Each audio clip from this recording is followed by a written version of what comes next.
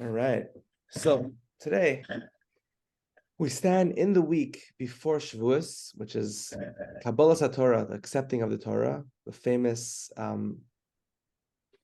moment in Jewish history where heaven and earth met, and the divine, the omniscient, omnipresent God, who is not really something that can be sort of narrowed down into an object, in some way kind of made himself small. There's this idea of tzimtzum, which is something that we can't really understand, where God, whose presence fills the entire world, sort of made himself into smaller and was able to bring his glory on top of the mountain on Mount Sinai.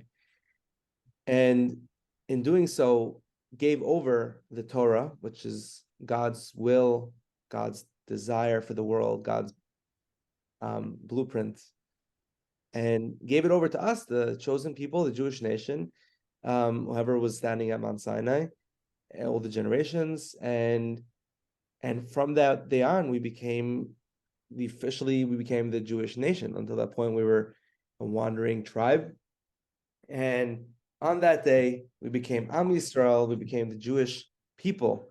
We became a people through the Torah. I digress for a second. I'm not really sure. There are many other nations that developed in this particular way through like a kind of godly acceptance of something versus nationality, land-based nationhood and peoplehood. We specifically before there was a lot of wandering. There's the forefathers, but we became a nation specifically at the moment of giving the Torah, of receiving the Torah. And that is sort of our identity as a people. If you ask what the Jews aren't geographical. The Jews aren't, part of a certain area or a certain bloodline. The Jews are united in that they all received the Torah, and that brought them together, that bonded them together. During the giving of the Torah, it says they were standing in front of the mountain, ish echad, belev echad, like one people, one heart. We were united, we were one. And so that is really how we first formed. I would say, looking back at Rav Forshlager's legacy, out of all of the moments of the Jewish calendar, from Pesach, which is leaving, exile, and Sukkot, which is, sort of this giving gratitude about the fruit, the harvest, Purim, all these different holidays, I think that Shavuos is the most appropriate for our Forshlager, given his dedication to Torah. Really, yeah, I think this is a very appropriate session that we're having tonight, because I think that we really can't consider Rav Forshlager in separate from Torah. Rav Forshlager and the Torah were one. They were one, really truly one unit from a really young age. Rav Forshlager connected himself, had this burning desire to want to study, to want to learn, to want to be part of the world of Torah, and he did. He testified about himself that when he was 5 years old, he had already studied the entire tractate Masechta of Kedushin, and the tractate of Nedarim with Ran, which is something that people do at a much later age. And he just continued in that vein for the rest of his life.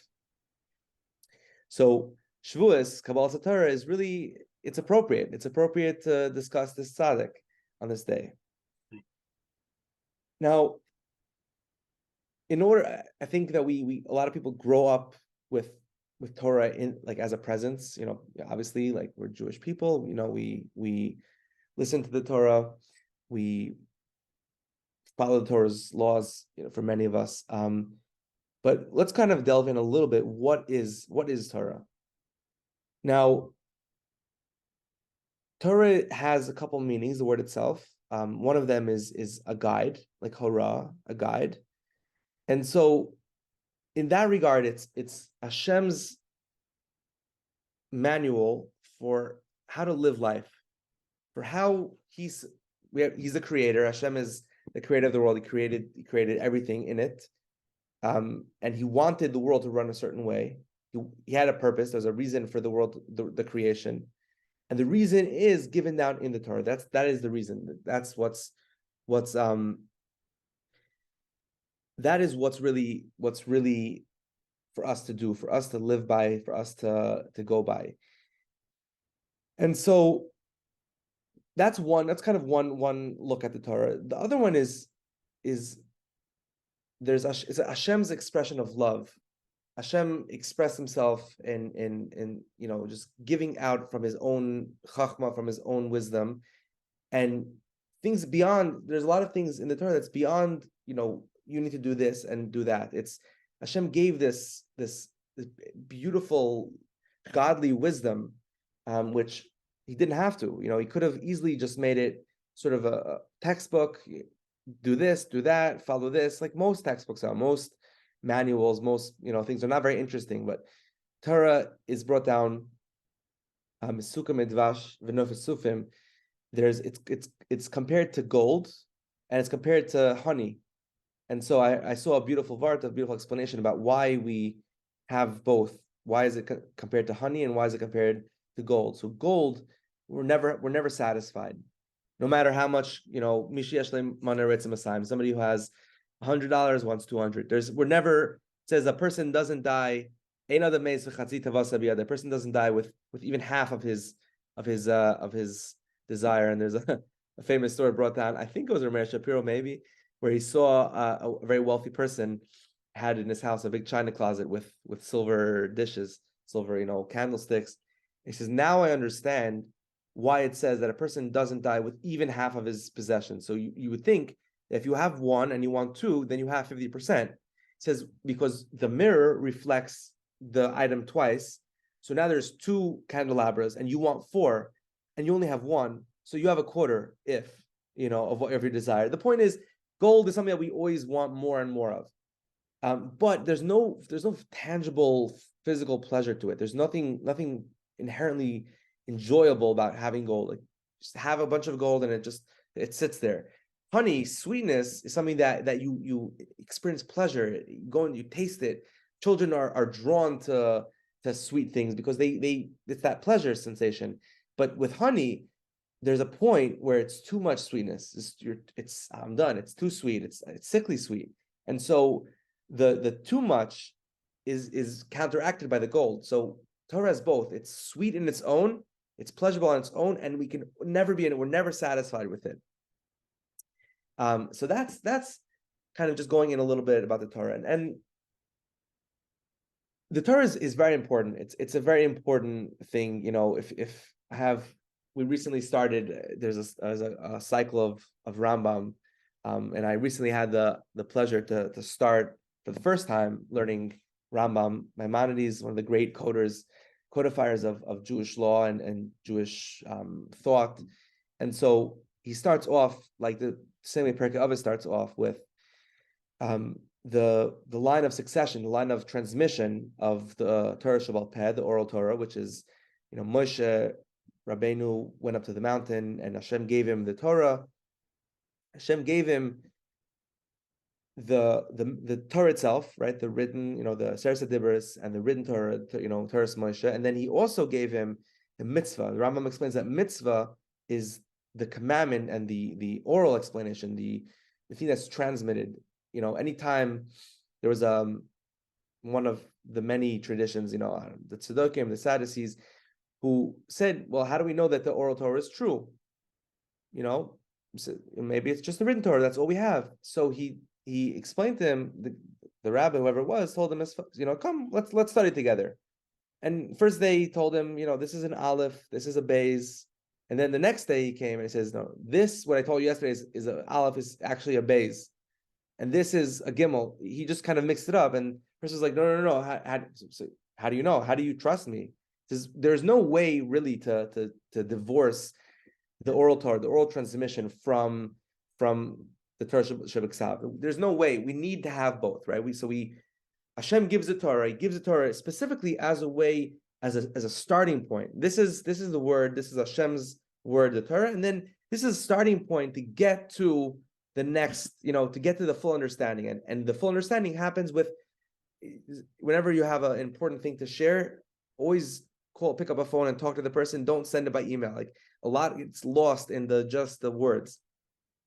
And so going back, like looking back at our history, we have an unbroken chain going all the way back to Moshe Rabbeinu, with constantly, Jewish people, no matter in Gullus, in exile, diaspora, all over the place, constantly just being mechadish, being innovating on Torah, learning Torah, studying Torah, expanding on what the people before have said, and then continuing that tradition. And then we're sort of in that chain. And Rav Forshlager is a very important link. He represents a lot of the Torah of Europe that unfortunately didn't make it past the Holocaust. And Rav Forshlager's Torah is still unopened. There's, out of his 50 plus volumes of manuscripts, 50 volumes of manuscripts and 20,000 pages, just a drop in the ocean about what's actually printed. And so I have on the table here more or less the full collection of what's printed, which is, the Chumash, the 3 volumes of Chumash plus the one on Shas. And yeah, I can hold it in one hand, and there's the biography, which has some letters as well. But in terms of his chedushim, I can hold it in one hand, and if I've seen it, it's just big thick volumes of manuscripts, and each one of them obviously is written pretty concisely. It's not the it needs to be expanded upon, and small handwriting. So when it's actually expanded to a book, the potential is for it to be much more than the 50 volumes that there is. And so his Torah is still we still have the opportunity to open it up. We still have that that's our goal. We still have that goal of expanding on it. But there's sure to be a lot of chedushim and just incredible treasures waiting. So just going back to the Torah for a second, I want to share Dvar Torah. Actually, we're discussing our Forshlager's life in Torah, but in Parshas Bereishis, there's a medrash that says as follows. It says, "Basar mamaris nivra olam." The world was created with asar mamaris, 10 times the word vayomer. Hashem said, "Let there be light." And the word Bereishis was also considered a maimer. Hashem also spoke out the word Bereishis. So the Gemara says, why doesn't he? Lama nitzracha, why did it need to have asar mamaris? The world could have been created with one maimer. Ella, to pay. The reason is because Hashem wanted to give reward to the tzaddikim who fulfill and are mekayim the world that was created with 10 mamaris, and also punishment to the Risham who destroy the world that was created in 10 mamaris. Now, Rav Forshlager is not so happy. What does that really mean? What is, Hashem needs to give extra reward, extra punishment, and also, what does it make the world more important that it was written with Asar Mamaris? So Rav Forshlager was busy with Pinny Kreizel, the understanding, the deeper understanding of Torah. It says as follows. It says, Hashem said 10 times, he spoke out 10 utterances into the world to create the world. Those 10 utterances are more than just Hashem said, let there be light, and then independently there was light. Hashem's word entered this world and manifested itself in the light. When Hashem said Yehi Ar, the words that he said, Yehi Ar, let there be light, that became the light, actually. And so the world, if you look around at the world and you look at objects, the different objects, and the everything that's out there, you're not seeing objects removed from godliness. Hashem created a world, and here let it run. What you're seeing with your eyes is Hashem's manifestation in physical reality. That's what you're seeing. And of course, Hasidus brings down, that, and this is Kabbalah, it's not, Hasidus didn't innovate it, that Hashem's words, Hashem's pure, precise words, went through a series of Hishtalshalos, through a series of evolution, let's call it, down into different worlds and different realms, and then in each realm, it according to the realm that it was, according to the olam that it was, changed itself according to that world. The same way when you explain something to different people, you change how you explain it based on the person's understanding. You won't give an explanation to a 5-year-old the way you would explain to a 40-year-old. And it's not because the actual idea changes, it's just that the person receiving it is unable to accept it, unable to understand it in that level. So you change it. So the same way, Hashem's words couldn't exist in our physical world the same way. So Hashem went ahead and he changed it, and it changed forms until what we have. We have like a physical world, but really that's what that's the world is this manifestation of his reality, of his words. And so now we can understand, what does it mean that Hashem wanted to give reward to the tzaddikim who Makayim or fulfill the world that was created with Asar Mamars, 10 utterances, and punishment to those who don't, is because by doing a mitzvah, by doing a good thing, what Hashem wants, the words of the Torah, this gives the world its kiyum, this gives the world its existence, because that's what, when we align ourselves with Hashem's desire, then when we align ourselves with Hashem's desire, we bring that energy, that reality up a level, and when on the opposite, when we do things that Hashem doesn't want, when we do things that Hashem said not to do, then the world itself goes down a level, because we're not fulfilling the world which was created through the Torah. And so that is kind of the deeper understanding of the Torah, how it relates to the world, and so this gives us a little bit more significance about Kabalas Hatorah, which is in a way a new ischachus, a renewal to the world, because the world is built on the Torah, and every year when we receive the Torah again, Shavuos is the the year, the same day of when it was given the first time, and every year there's a new Kabalas Hatorah that Hashem gives the Torah afresh every year, and we have the opportunity every year to renew the world and to renew our Kabbalah and our connection to Torah. And so the world is having its renewal, and it's perfect that it's in spring. The world itself outside is experiencing that. Yes. So switching for a second to Rav Forshlager himself as a person. So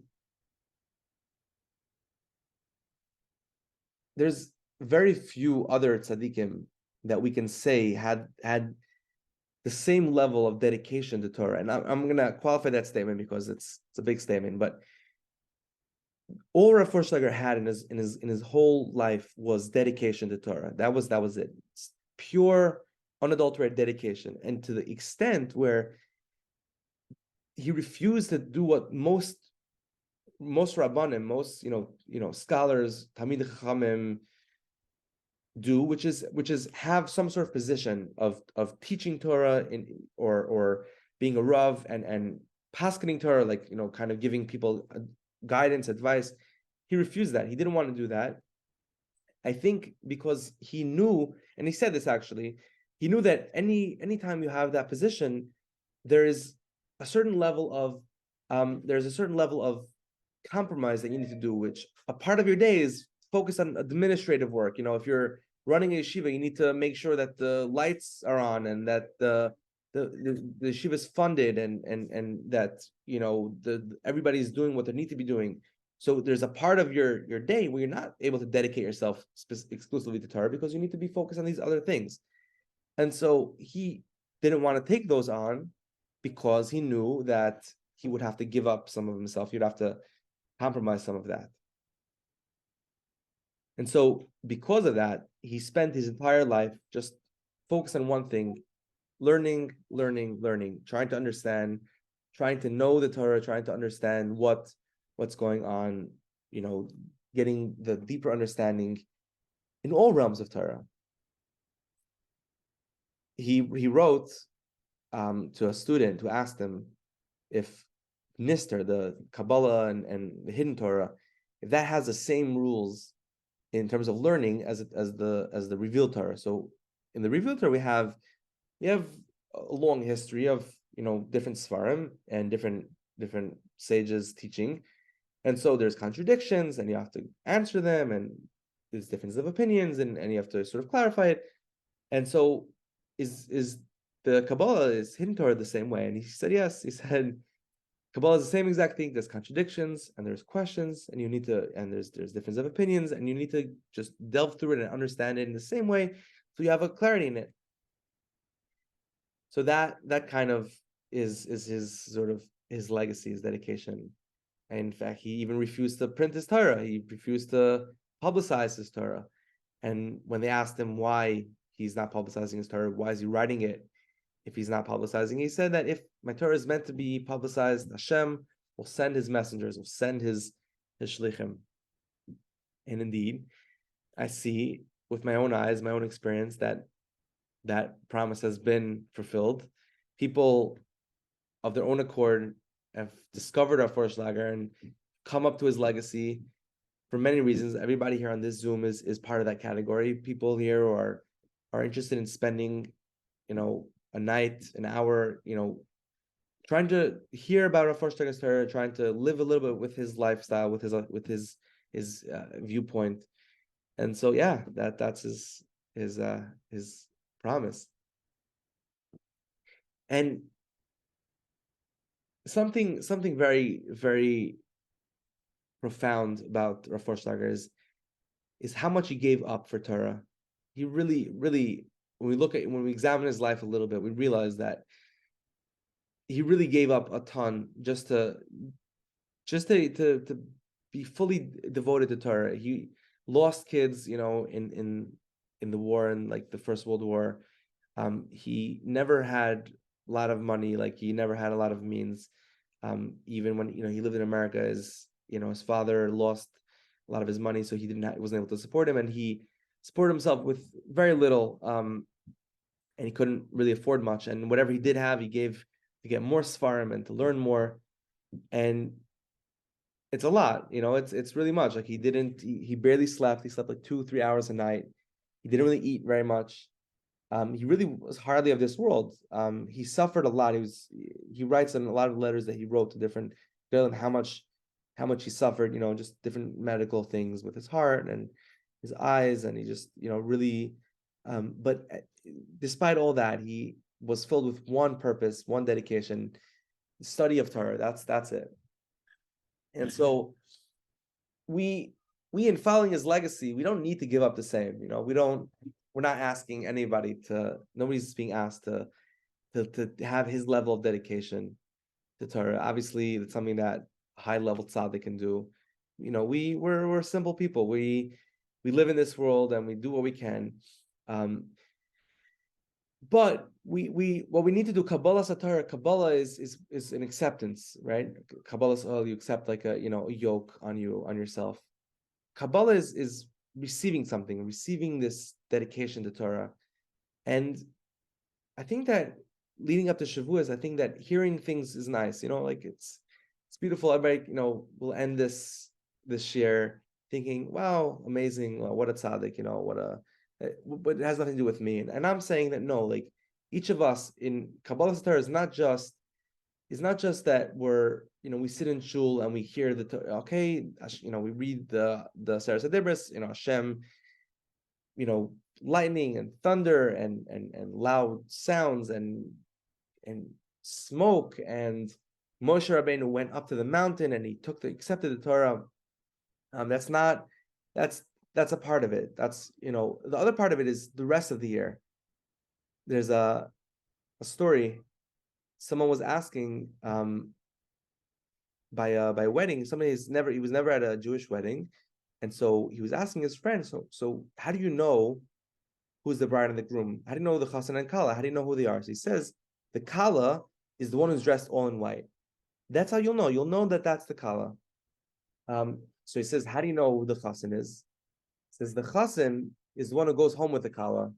How do you know who the kala is, right? How do you know who the Torah is? The Torah is the one dressed all in white. The Torah, you know who the Torah is. Who's the chassan? Who's the one who goes home with the Torah after, the one who after Shavuos, after Kabalas Hatorah is over, the one who takes her home and takes it and continues learning. That's Kabalas Hatorah is the first moment. It's not the rest. The rest of the year that's when it's at. Where daily learning, daily commitment to Torah, something every day. There's many things out there for Torah. There's a beautiful share of MDY Daf Yomi, and that's something that it's very accessible. It's in video format, and there's really a great way to learn, to be connected. You don't have to learn the entire thing. It's 45 minutes, and you could connect and learn and just learn. It doesn't matter what. It doesn't matter what it is.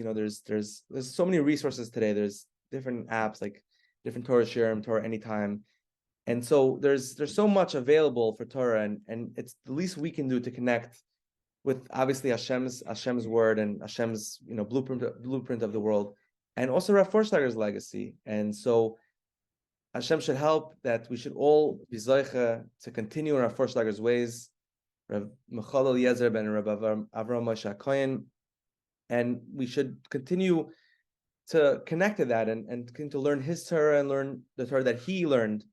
And so may all of you have a wonderful night and a wonderful, wonderful Yom Tov ahead.